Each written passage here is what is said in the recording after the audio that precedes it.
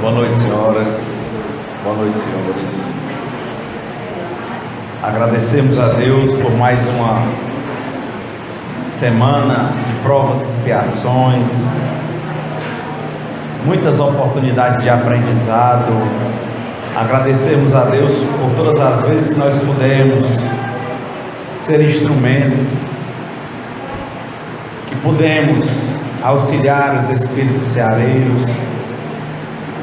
E pedimos, Senhor, para que o valor da prece seja descoberto pelas pessoas que ora estão angustiadas, estão se digladiando pelo poder, estão enfermas, estão com conflitos nos lares, estão em depressão, né?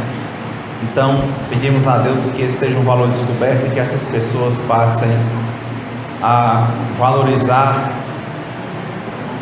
mais as questões espirituais do que as questões materiais. Evangelho segundo o Espiritismo, capítulo 4. Ninguém pode ver o reino de Deus se não nascer de novo. Item 24. Instruções dos Espíritos, limites da encarnação. Quais são os limites da encarnação? A encarnação não tem, propriamente falando, limites nitidamente traçados. Se entende por isso o envoltório que o constitui o corpo do espírito, já que a materialidade desse envoltório diminui à medida que o espírito se purifica. Em certos mundos mais avançados que a Terra, ele já é menos compacto, menos pesado e menos grosseiro, e por conseguinte menos sujeito às vicissitudes. Num grau mais elevado, é diáfano e quase fluídico. De grau em grau, ele se desmaterializa e acaba por se confundir com o perispírito. Segundo o mundo a que o espírito é chamado a viver, esse toma um envoltório apropriado à natureza desse mundo. O próprio perispírito suporta transformações sucessivas. Ele se eteriza cada vez mais até a depuração completa, que constitui os espíritos puros. Se mundos especiais são destinados, como estações, aos espíritos mais avançados, estes não estão ligados ali como nos mundos inferiores. O estado de desligamento em que se encontram lhes permite se transportarem por toda parte em que os chamam as missões que lhes são confiadas. Se considera a encarnação sob o ponto de vista material, como ocorre sobre a Terra, pode-se dizer que ela é limitada aos mundos inferiores. Depende do espírito, por conseguinte, dela se livrar mais ou menos rapidamente, trabalhando pela sua depuração. Deve-se considerar também que no estado errante, quer dizer, nos intervalos das existências corporais, a situação do espírito está em relação com a natureza do mundo, ao qual se liga pelo seu grau de adiantamento, que assim, na erraticidade, ele é mais ou menos feliz, livre e esclarecido, segundo seja mais ou menos desmaterializado. São Luís, Paris, 1859. Bem, para algumas pessoas que têm perguntado sobre a doutrina, sobre o centro, não raro nós somos instados, há pessoas perguntando, com problemas nos lares, pessoas que começam a reagir diferente, famílias, problemas que nascem internamente, que se materializam nos lares, e vem sempre a pergunta para os espíritas, o que fazer? E a primeira coisa que a gente tem que pensar é entender, tentarmos entender os desígnios de Deus, tentarmos entender o motivo de cada coisa na matéria, tentarmos lembrar que Deus existe e que Ele é infinitamente bom,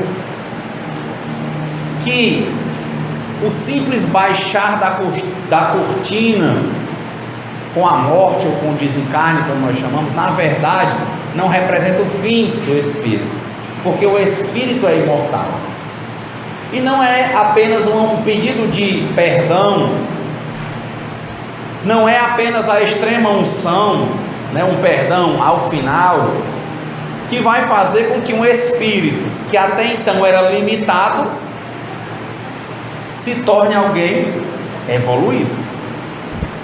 Não será. Então, para nós espíritas, conforme disciplinado na codificação do Allan Kardec, quando nós dizemos que morremos, na verdade nós desencarnamos.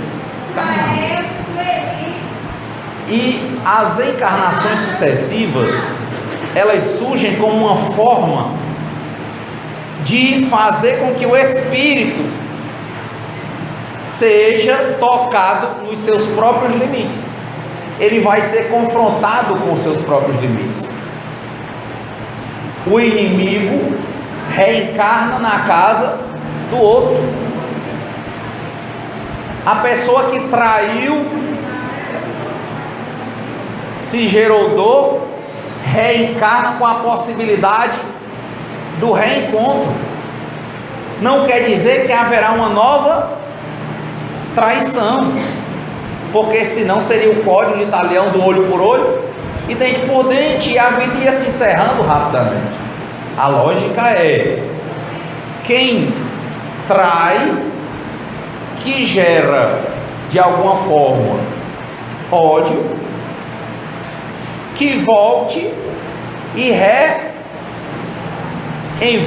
reincide os laços para transformar o ódio em amor, a mágoa em perdão, a falta de auxílio em auxílio. Então, as reencarnações vêm nessa ordem, e você vai passando e se reencontrando constantemente, até que os dois de fato se amem, até que não haja nenhuma rusga, até que não haja mais nenhuma lembrança que gere ódio ou alguma atitude no erro que vai provocar mais dores. E sendo testado no erro, na lógica do acerto e erro, com a iluminação evangélica, com a evolução, com os conselhos que estão por todos os lugares, aquelas pessoas tendem a irem amadurecendo, aqueles espíritos tendem a se tornar espíritos melhores, e várias coisas eles vão deixando para trás, várias coisas que para eles eram determinantes, eram essenciais, passam a ser coisas dispensáveis. Ele passa a deixar de ter certa necessidade, e nessa lógica do resetar, ele vai recebendo conforme as suas necessidades, ele vai convivendo conforme o seu nível material. Então, não raro alguém que tem problemas de dependência qualquer, em cima da dependência ele é encontrado com outros dependentes, ele se depara com eles. Mas Renato, você não acha que aí ele vai ficar num ciclo de sempre fazer, de sempre repetir, porque ele não vai ser tentado pela matéria? Aí eu lembrei do livro Libertação e do livro Caminho, Verdade e Vida, do Emmanuel. Ele fala: não podemos dizer que o que nos acontece é por culpa da carne, não podemos dizer que o que nos acontece é por culpa da matéria, porque o que é a matéria, senão um arranjar para aprovação um arranjo de células, uma mistura de prótons, de elétrons, é um arranjo. Aquilo ali, se não tiver uma finalidade, se arranja de outro modo.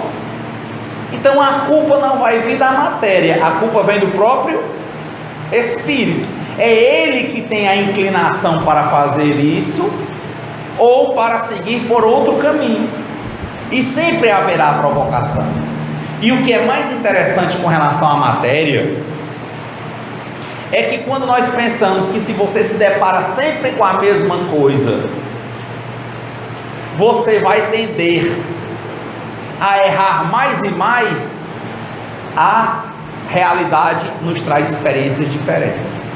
Por exemplo, não raro você vê o filho que é revoltado contra os pais passar um dia, um mês, uma semana, um ano, anos, mas a tendência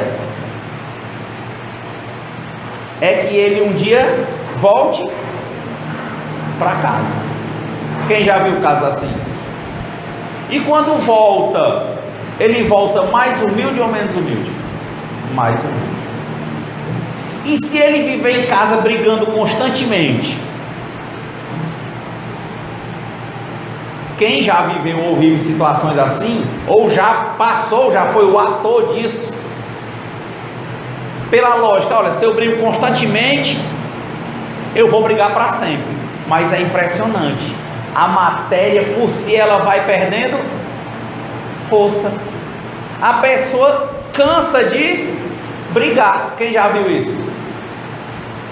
Para ela mesmo, de aquilo perde a graça. Olha a matéria, tudo que é sólido, um dia se desmancha no ar. Mas Renato, e os vícios? O tempo, como diz o Emmanuel, ele é nosso aliado.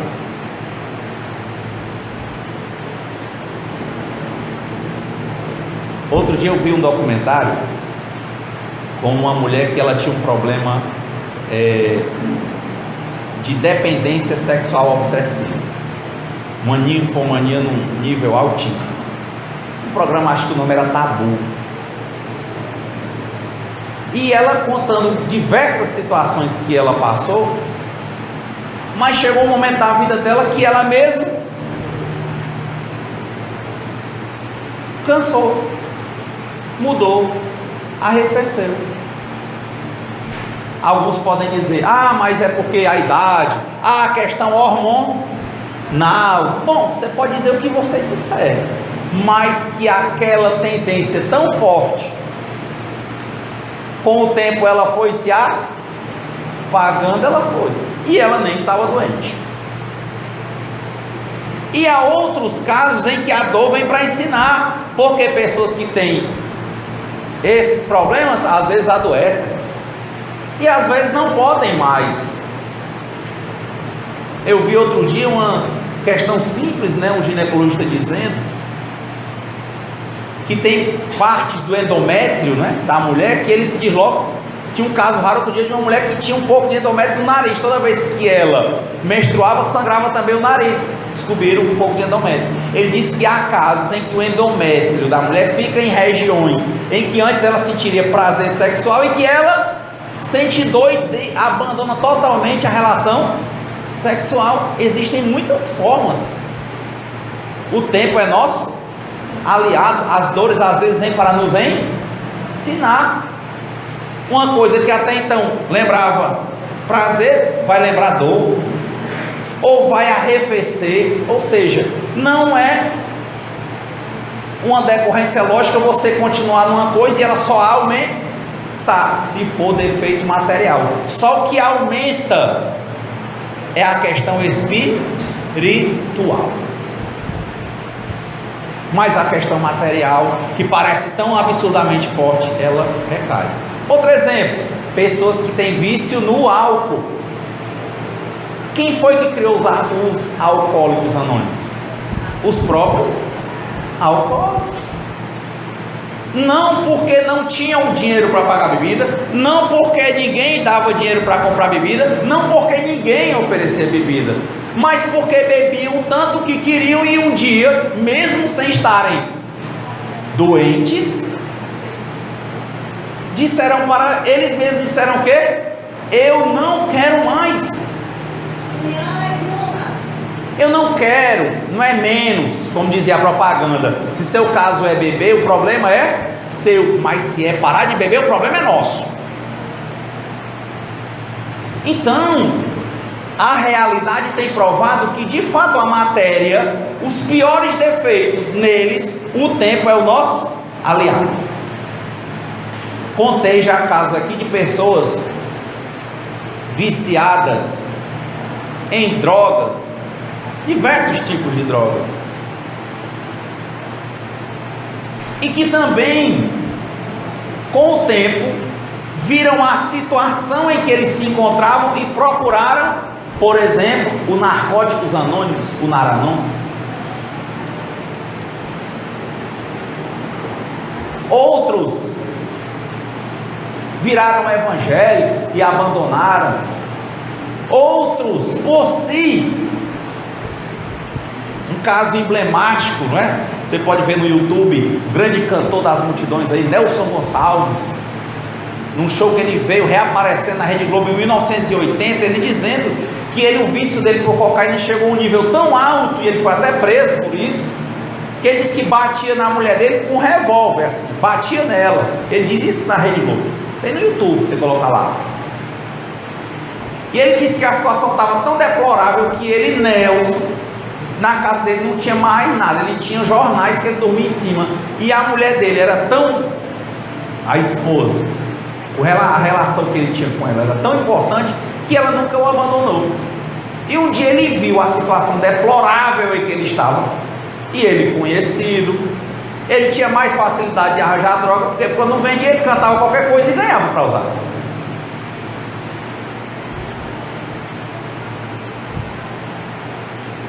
E ele disse que um dia fechou a porta, tirou a parte de baixo da porta, quebrou, ele nem quebrou, pegou a chave, trancou, jogou a chave e entregou para a mulher, disse: olha, eu vou gritar, eu vou dizer tudo, você não abra a porta, por aqui você manda água e comida. Diz ele que passou mais de 3 meses preso por decisão própria dentro desse quarto. Ele disse que teve tudo que é próprio da abstinência. Suava, tremia, não dormia. Ele disse que parece que, não me lembro se são 3 ou 6 meses, mas quando deu os 3 ou foram 6 meses, ele disse que foi a primeira vez do tempo inteiro ele conseguiu dormir uma noite inteira. Ele estava sem dormir. Ele disse que no dia que ele conseguiu dormir, ele bateu na porta tranquilamente e disse para a esposa: pode abrir, agora acabou. Ele disse que levantou lá no subúrbio onde ele morava, aquele cheiro da manhã, o cheiro do café, as pessoas se preparando para ir trabalhar, e disse que nunca mais, pela história que a gente conheceu, né, ele realmente abandonou. Mais uma prova de que algo tão forte, que a gente não podia soltar, que tinha a ligação química, não é? A dependência química, o esforço físico, já batia nas pessoas, já tinha sido preso, já estava desmoralizado, estragando a própria família, mas ele por si um dia se enxergou e resolveu mudar. Olha como é que funciona, ou como é que funcionam as encarnações, é vivendo no fogo. Talvez você perguntasse, por que Deus não foi lá e tirou a cocaína dele, não é? Se não, existe uma liberdade que nós manifestamos pelo livre arbítrio. Você é que tem que saber, como disse Paulo, tudo é lícito, mas nem tudo me convém. E a todo dia é nos dada a oportunidade de utilizarmos o nosso livre arbítrio, ou não é? Como é que o Cristo disse para Madalena? Vá e não peques mais. Como é que Clarencio do nosso lado disse para o Ulisses, e o Ulisses disse para André Luiz: André, não há casos perdidos para Deus, André.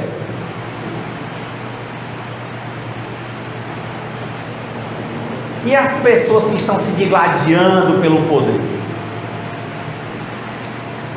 Como é que dizem os espíritos? Tudo passa. Ai, mas eu estou passando por uma situação, parece que a minha vida vai se acabar. E isso também passa. E o espírita ainda pode dizer uma coisa: eu não morro disso, porque eu sou imortal. Agora, ele pode até chegar para Deus e dizer: Pai, alivia, afasta, dependendo do nível evolutivo dele. Ou Pai, me ensina de outro modo. Agora, ele tem que ter consciência de uma coisa: você só aprende em regra de duas formas: ou pelo amor ou pela dor. Ou pelo amor ou pela dor. E você vai passar. É uma questão de tempo.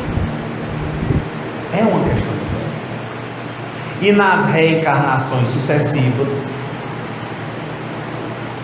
nós vamos sim ser provados e vamos expiar todos os erros que tem dentro de nós. No interior, né?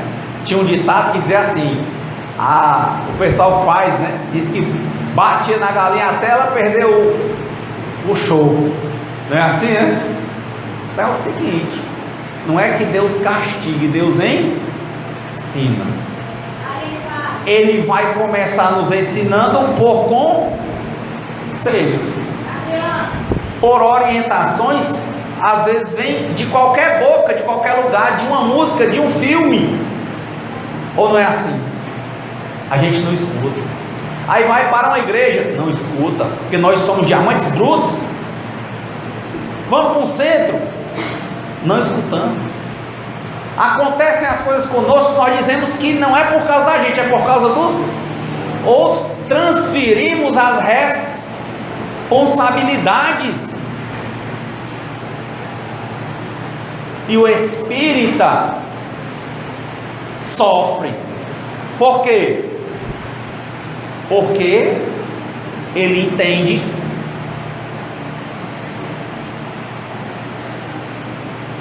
agora. Todo mundo sofre. Qual a diferença então do espírita? A diferença dele é: quanto mais espiritualizado ele estiver, ele sofre com resignação. Ele em regra não diz: Pai, afasta isso de mim.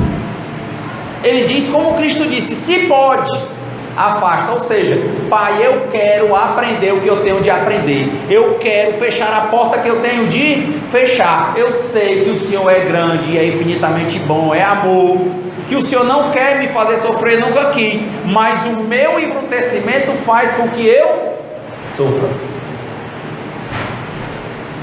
Então, se eu só aprendo sofrendo, Pai, muito obrigado pelas dores, porque elas vão passar, né? Vão-se os anéis, ficam os dedos. As dores vão passar. O que vai ficar? O aprendizado.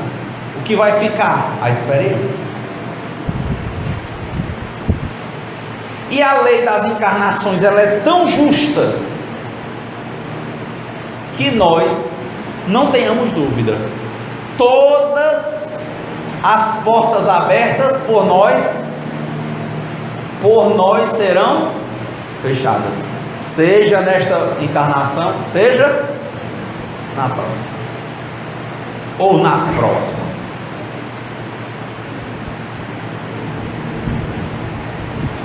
Então há uma diferença. O espírita sofre, mas ele tenta não se desesperar, ele tenta aprender, ele tenta agradecer e tenta entender o que é ou qual foi o conselho que ele não ouviu. Porque nenhuma dor é por acaso. Porque nenhuma dor pode ser atribuída a outrem. Todas as dores que nós sentimos são resultados da lei de atração. Nós atraímos. As dívidas que nós contraímos.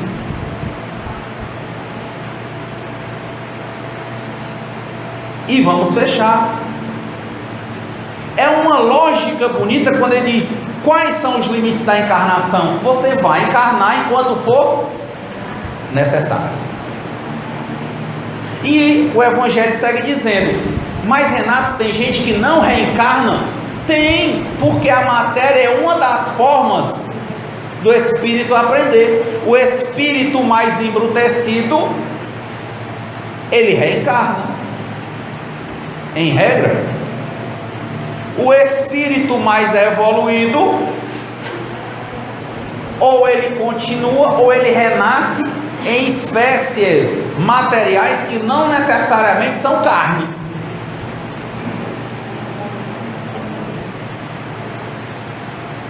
E você pode perceber isso quando a mãe do André Luiz, no nosso lar, quando ele estava no umbral,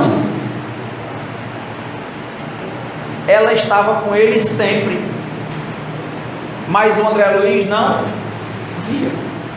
Ele era desencarnado e ela também, mas conforme o nível evolutivo dele e dela, ela estava num nível mais etéreo e ele em um nível mais materializado. Um nível materializado que já era diferente do nosso. Quem não tem a evidência não veria. Ou seja, há níveis de encarnação, há níveis de matéria, há níveis de espíritos. Eu li um livro fantástico, né, de Miramês, que ele tem dois livros muito bons, né, que eu conheço. Um é contando sobre Maria de Nazaré, e o outro livro é Francisco de Assis. Para o Miramês, né, lembram do apóstolo que Jesus amou, João? São Francisco seria a encarnação de João. O livro, com os primeiros capítulos, ele começa descrevendo a preparação da mãe.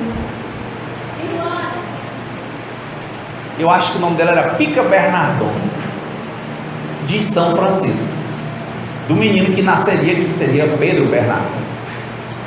Preparação dela em sonho, preparação do corpo dela, preparação da matéria para receber um espírito de uma evolução como a de João Evangelista.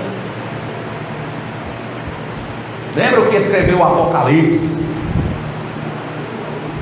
O Evangelho de João, não é João Batista, João Evangelista. E a preparação da matéria para receber aquele espírito. Todo um arranjo da mãe, do preparo da mãe, do apoio da mãe, da gestação da mãe, do movimento de fluidos para com o feto. Não sei se alguém já viu os livros de Miramês. E assim você vê também para Maria de Nazaré. Então, as reencarnações, elas são formas didáticas que Deus tem de nos oportunizar o melhor uso do nosso livre arbítrio. Ontem quem nós odiávamos, amanhã nós Vamos amar. Isso é só uma questão de tempo. É isso que faz um espírita, por vezes, se portar de forma mais paciente. Lembra Coríntios 1,13? O amor é paciente, o amor não deseja mal. Por quê? Porque o que ele não pode resolver agora, ele lembra de Jesus e diz: Pai, seja feita a vossa vontade antes da minha. Ele não culpa a Deus nem a ninguém. Ele diz: Pai, eu sei que se eu estou passando por isso, tem coisas que eu vi de erros na minha conduta nesta encarnação. E Pai, eu confio tanto no Senhor, que o Senhor é bom e sabe de tudo, que para as coisas que eu não consegui encontrar o resultado nessa encarnação, para essa dor que eu estou sentindo, eu não consegui encontrar um efeito, aliás, uma causa para esse efeito, Pai. Eu confio em Ti. Eu sei que o Senhor é justo, que não é por acaso, e que ninguém tem culpa, salvo quem? Eu mesmo. Eu tenho culpa. É por isso que, por exemplo, nós que somos conviventes de defeitos, eu digo para vocês, eu estou sofrendo, por exemplo, quando eu digo que estou determinado a tentar levar mais a sério essa questão do não julgueis, porque é difícil. Mas é ilógico. Como é que eu julgo se eu não tenho como entender todo o quadro para fazer uma decisão? Se o máximo que eu posso enxergar são traços de movimentação em um momento da encarnação, eu não posso ver nem os outros. Imagina se eu não posso ver nem os outros do encarnado naquele momento, como é que eu vou poder avaliar o que aconteceu em vidas passadas? Nós não temos a capacidade de julgar, mas é difícil. Toda vez eu venho aqui e digo, e falo para mim mesmo, e quando eu vejo, eu estou julgando. Renato, quando você passa por isso, como eu que estou querendo deixar as drogas, eu que estou querendo deixar a bebida, eu que estou querendo deixar isso, aquilo, você não se angustia não? Aí é a hora da prece. Estou lendo agora o livro também de Emmanuel, Justiça Divina. Semana eu tive dias de extrema conturbação, ainda eu viajei, mal peguei, mas assim, você lê uma página, é impressionante o poder de harmonização que tem. Uma harmonização que parte do quê? Da sua formação, da sua educação, porque você conhece melhor para poder escolher melhor. E aí, Renato, não se angustia quando você toda semana diz que está tentando não julgar e parece que julga é mais? Eu não sei se eu julgo mais, porque existem leis, e uma das leis é a do eterno progresso. Ontem eu era pior do que hoje eu sou melhor do que ontem, e amanhã serei melhor do que hoje. E eu não posso dizer, se essa lei que eu acredito como verdadeira, que eu estou pior, por mais que eu identifique. Pode ser até que eu esteja de fato, pela lógica, melhor, bem pouquinho, mas não parece. Por quê? Porque antes eu não achava que isso era algo importante para que eu ficasse me atendo a essas questões. Mas o que tem acontecido não. Depois que eu tomei essa decisão de tentar, no sentido de fazer, não é? Melhor falando, toda vez que eu não faço, eu sou lembrado. Epa, falou, né? E aí, Renato, quando você tem uma recaída dessa, o que você faz? De novo, eu recorro ao poder da prece. Pai, me perdoa, porque não tem como enganar a Deus. Deus sonda meu coração, Ele sabe que é sincera a minha vontade de melhorar. E aí, toda vez que eu faço isso, o que é que eu sinto que Jesus diz? vai, não faça mais. E quando você cai de novo, o que Deus quer saber? Se você está determinado a mudar.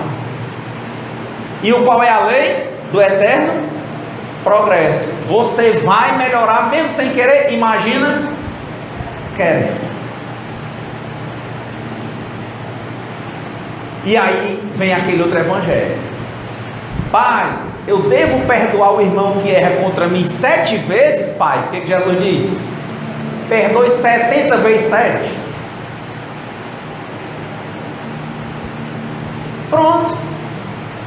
Mas tem gente que olha e diz assim: esses espíritas podem tudo. Tudo é isso. Ele vem aprendendo com o tempo a dizer o que lhe convém.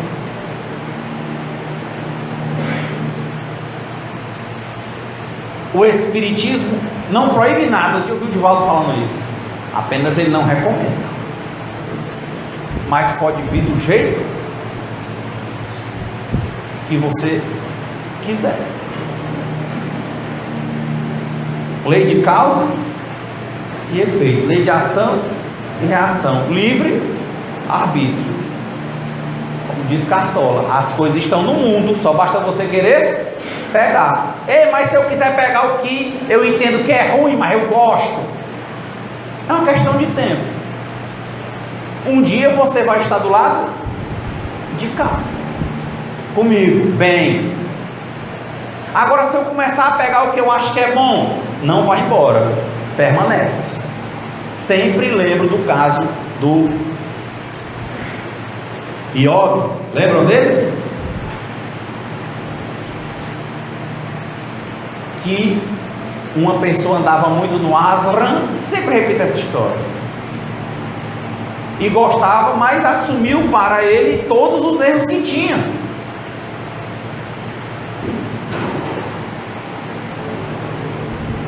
E perguntou se ele não estaria sendo um sepulcro caiado, se ele não estaria sendo falso, hipócrita, não é? De fazer tantas coisas que ele entendia como ruins, mas que eram vícios dele, e ele depois chega lá no ashram, botar um branco, ficar meditando, falando em Deus. O que Yogananda disse para ele foi: filho, você gosta de fazer isso? Gosto. E você gosta de vir para cá também? Ele disse o quê? Gosto. Então, Yogananda, você não acha que isso é uma contradição que deve fazer com que eu deixe de vir aqui? Ele disse: não. Você não gosta de vir para cá? Vem. Mas Yogananda, eu gosto também. Tudo que é errado o pessoal contar, que ele entendia que era errado o que ele fazia. Ele disse: você gosta, meu filho? Faça. Se Yogananda, e qual é o resumo disso? Se são contradições. Yogananda, sabendo que o espírito está em constante evolução, que existe uma lei do eterno progresso, Yogananda disse assim: filho, é bom realmente que você saiba o que você gosta, porque há uma tendência muito grande de, se você continuar a andar aqui, de você começar a abandonar o que você faz lá fora. Aí é com você, porque de fato a escolha é sua. E é impressionante quando você começa a sentir essas coisas e não fazer. Temas problemáticos, por exemplo, que nos levam à fuga, como eu disse, o álcool. O álcool não é uma causa, o álcool é um efeito. O que lhe leva a ele?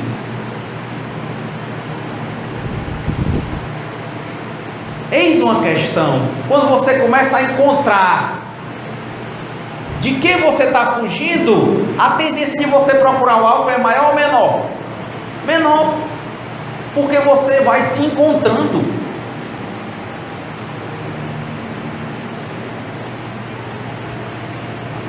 Se fôssemos aqui para um momento de debates individuais, acho que muitas experiências surgiriam. É impressionante como o Yogananda falou. Quantas pessoas, eu inclusive, recorriam em demasia ao álcool, e ao invés de dizer, olha, sai de uma vez, tem gente que vai lá, chegava e vez por outra eu pensava, olha, por quê?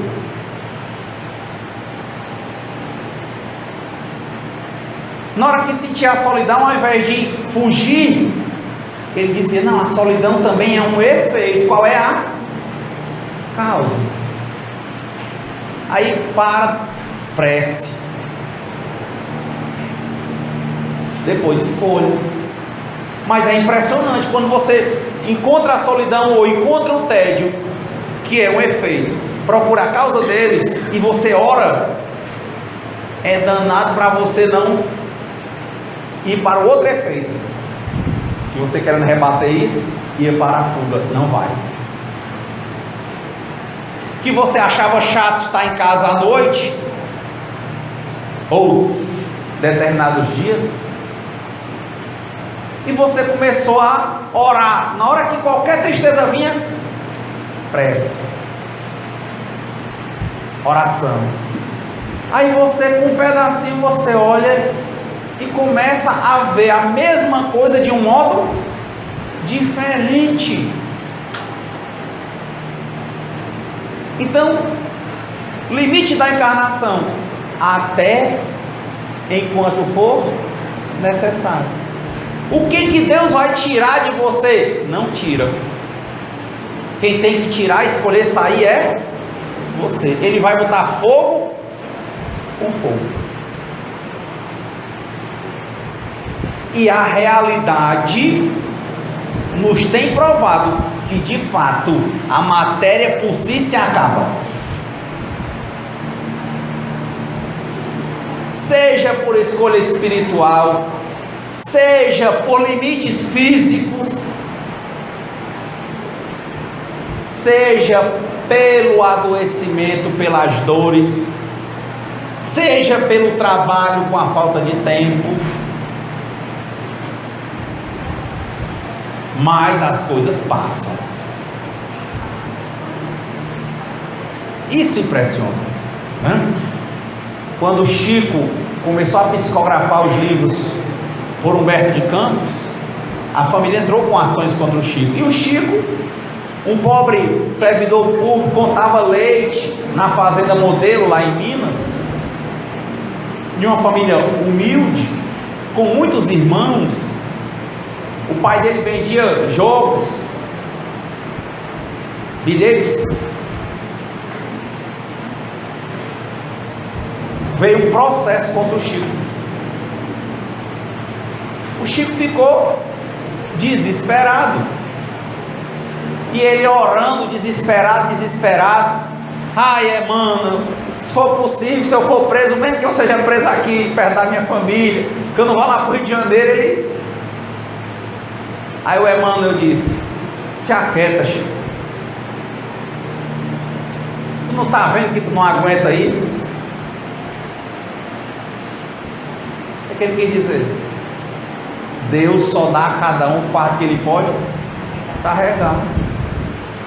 Entende, Chico, o que é que está te acontecendo? Ai, mais isso, mais aquilo. Chico, tudo passa, mas isso também passa. Então a dor nas encarnações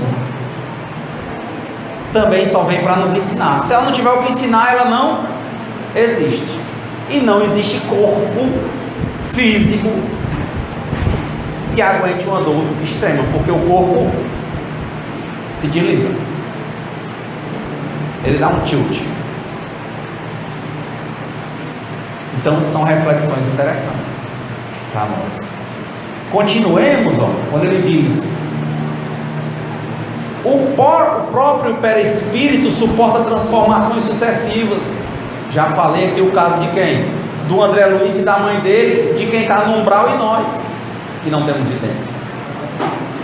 Mas Renato, numa situação melhorada, o último livro da quadrilogia do Emmanuel, né, contaria a vida dele, é o livro Renúncia. Lívia está em uma esfera tão elevada que ela teve o mérito de não mais reencarnar.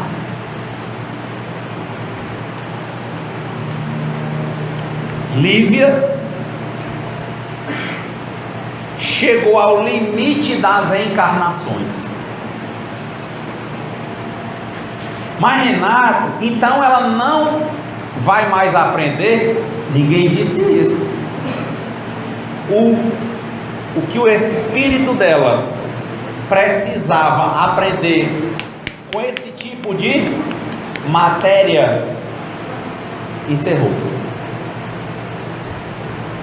Ela vai continuar evoluindo e aprendendo, mas em níveis espirituais.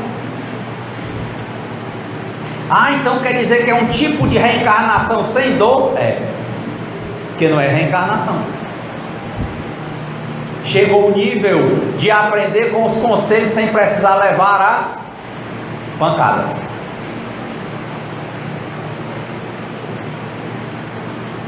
Ele diz, vai chegando a um nível de evolução tão grande que o espírito a matéria que tem, vai se aproximando, por exemplo, do perispírito. O que é o perispírito?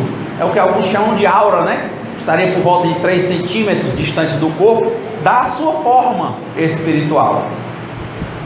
Tem gente que vai chegando a um nível de evolução tão alto que não precisa mais do invólucro carnal. E você identifica a pessoa como um espírito pela imagem do perispírito.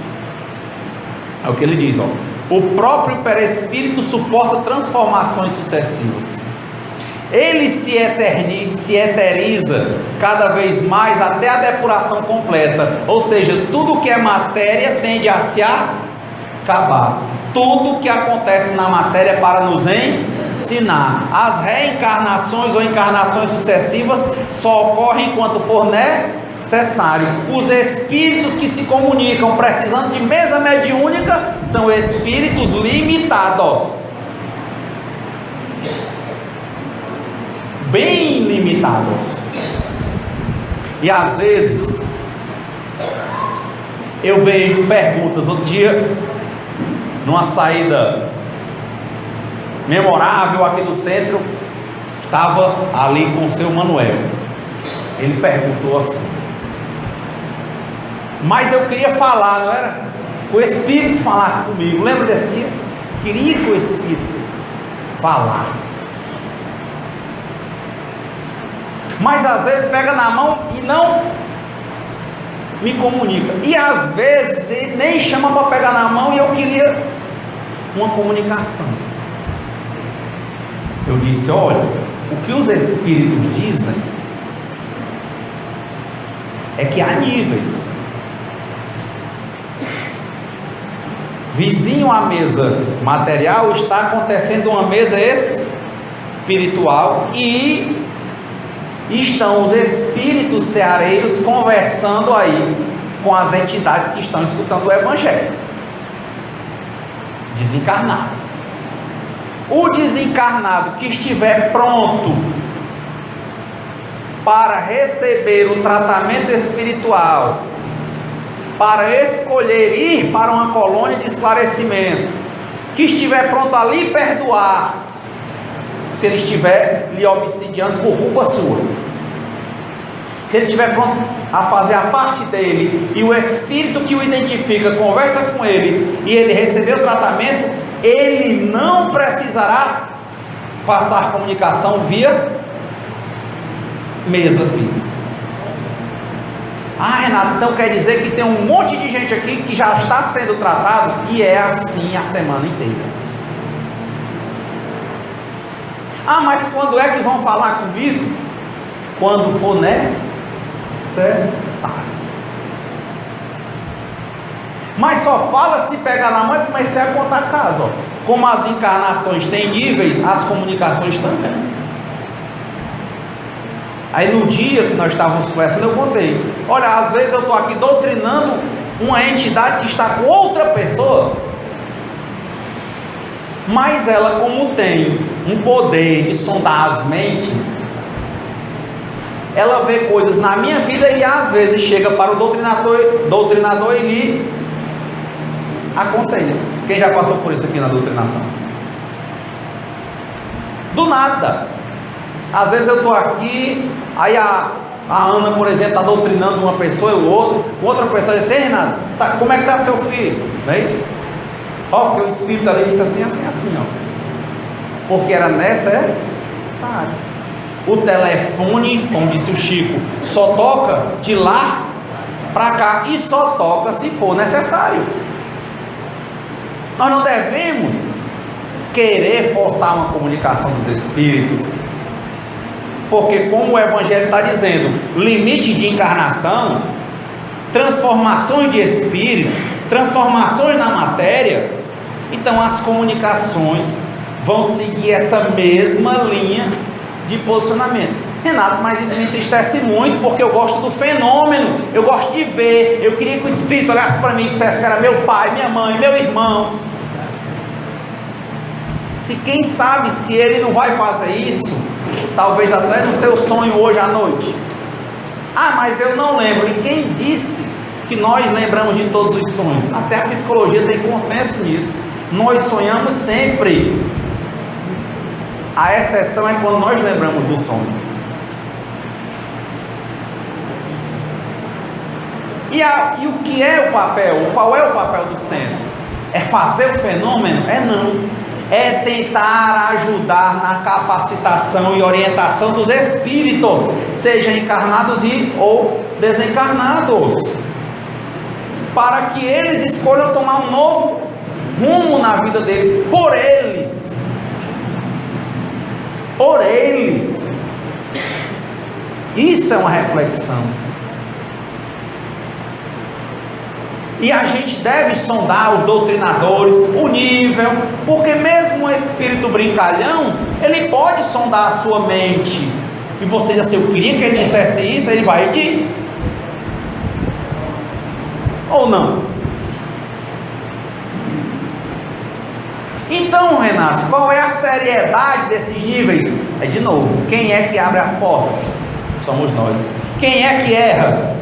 Somos nós. Como é que você chegou? Você chegou confiando em Deus, entregando para que fosse feita a vontade de Deus antes da sua, ou você veio querendo fazer Deus sentar numa cadeira e fazer o que você quisesse?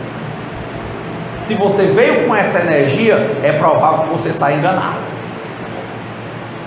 Mas se você veio com a lógica divina de amor, não tenha dúvida, as comunicações vão ser sérias. Como assim de amor? Quem ama liberta, inclusive a Deus. Ou não? Primeiro mandamento: amar a Deus sobre todas as coisas. Se ama, liberta. Pai, seja feita a vossa vontade antes da minha, Pai.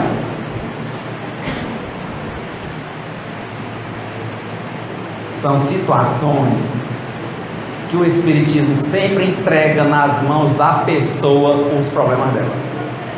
E a pessoa, quando começa a resolver os problemas e deixa de transferir as responsabilidades, ela começa a ver a vida material dela, inclusive, mudar.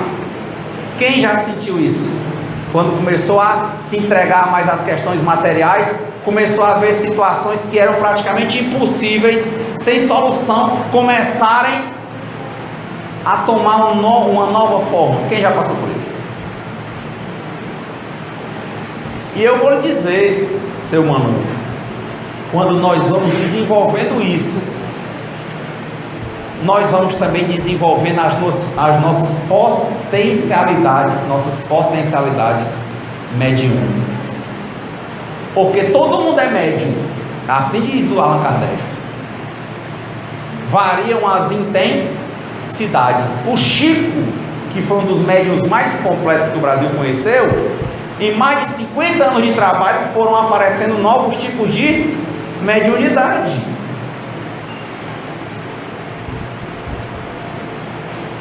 E o nosso diálogo com as sombras, né? Como diz o Hermínio C. Miranda, ou o nosso diálogo com os espíritos vai ficando cada vez mais perto.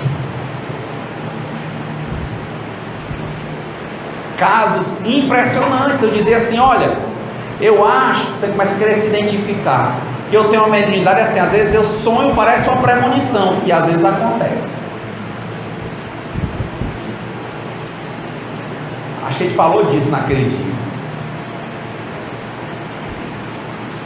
E eu tive uma fase assim, às vezes já está começando a aparecer situações em que eu faço acordado ver um quadro que vai acontecer, e não é que o quadro eu sigo, eu acredito e vou, e eu vejo. Só entende o que eu estou dizendo quem já chegou a esse nível. E lembre, para nós não é nível de bondade não, porque mediunidade não quer dizer importância, relevância, pureza, quer dizer chamamento para o trabalho. Quanto mais você se dedica, mais você se prepara, você vai ficando pronto. Quanto mais pronto você fica, mais trabalho lhe é apresentado. É assim que o André Luiz diz: quando o trabalhador está pronto, o trabalho aparece. E é assim, é só acreditar e segurar na mão de Deus e seguir. Pessoas aqui nessa casa imperfeitas. Quando eu cheguei à casa aqui, eu não tinha coragem de falar. Um dia, numa reunião mediúnica, disseram: vai aparecer uma pessoa que já está no centro, que vai passar um tempo falando aqui no centro. E um dia, num exame do seu Belmar, ele disse: você é um dos candidatos. Lá no outro centro. Eu não acreditei. Ele tentou materialmente me colocar, foi horrível. Tentei 3 vezes, foi horrível. Me afastei do centro por 1 ano. Aí quando eu voltei, não sei como, estava falando. Aí um dia a gente está aqui com o Marcos tocando violão, aí dizem para nós o quê? Vão dar a paz, certo? Como se nós somos pessoas tão imperfeitas? E quem te disse que na lei das encarnações ter mediunidade é perfeição? Ter mediunidade é o quê? Estar pronto para o trabalho. Na hora que você estiver pronto, o trabalho ele vai ser concedido. E assim vai acontecendo. E assim vai acontecendo. No tempo correto, no tempo de Deus, no tempo em que nós estamos devidamente preparados. Outros chegaram e disseram: mas olha, Renato, e esse negócio de curso, né? A pessoa faz um curso, tem o ESD, o GEM. É importante? É. Mas é o curso que forma um médium? Não. O nível de mediunidade de trabalho, ele já nasce e depois ele vai sendo aprimorado. Quanto mais aprimorado, menos trabalho ou mais? Mais trabalho. Quanto mais trabalho, melhor o caminho. Quanto melhor o caminho, você começa inclusive a sentir melhoras na vida material. É claro, porque a matéria só surgiu para tentar educar o espírito. Mexeu adequadamente no espírito, a matéria se dobra, ela se baixa. É lógico, vontades que você tinha, você deixa de ter, começa a reduzir e depois não tem mais. A ansiedade para resolver uma coisa que não tem solução no momento lhe dá tranquilidade, porque você sabe, com a lei das encarnações, que você vai se encontrar quantas vezes for necessário até aprimorar, até você chegar perto daquela pessoa e só emanar ou irradiar amor. Ah, mas eu me encontrei uma vez, ainda tinha uma desconfiança. Vai acabar isso. É uma questão de tempo, ou nessa ou na próxima.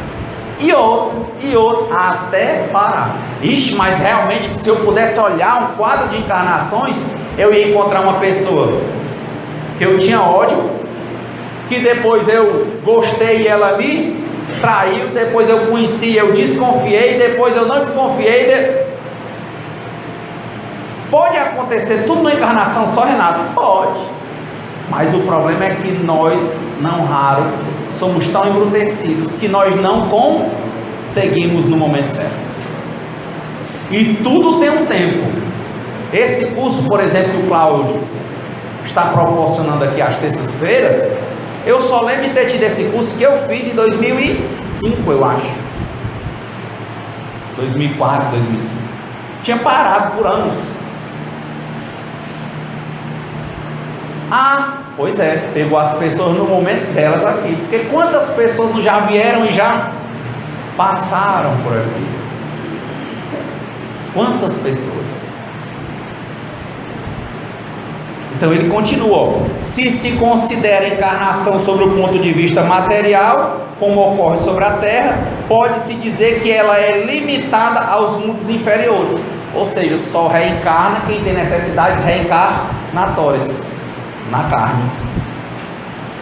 Renato, mas qual é a vantagem da carne? A vantagem é que ela é mais passível à dor. E é assim. Tem um limite. Começa com um conselho, começa com a orientação. E se você quiser prejudicar mais a sua vida, o que é que vem?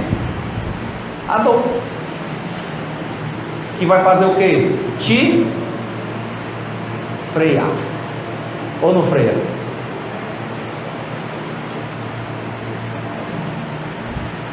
Vixe, vai arranjar mais coisa. Vem cá.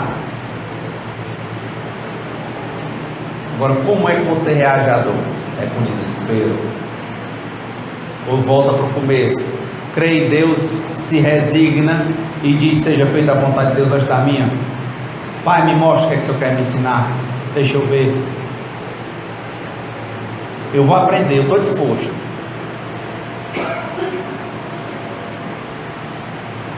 Aí sim, opera, Senhor, na minha vida. Vem um mar de tristeza, que venha, eu não estou só. Nesse diálogo com os espíritos que a gente não vê, que não precisa passar pela mesa, o que é bom nisso? Quem não vê o fenômeno, o que é bom? É que a gente descobre que nós nunca estamos sós. Renato, lá no banheiro da minha casa, chorando, Deus está contigo. Jesus também. E Lelo também. Seus anjos guardiões também. Vários antepassados seus que te amam, que têm a oportunidade às vezes de comparecerem perto de você também. Agora a grande pergunta é: para que você está inclinado? Você está inclinado para melhorar e acreditar em Deus e buscar as coisas espirituais? Ou você está para chorar e chorar mais e virar depressão e reclamar de Deus? Vão ser dois caminhos. Ah, Renato, eu gosto do terceiro, não fazer nada. Não existe não fazer nada. A lei do eterno progresso continua a acontecer. E a sua lei de causa e efeito, que você deve cumprir, também vai acontecer, porque você peca pela omissão.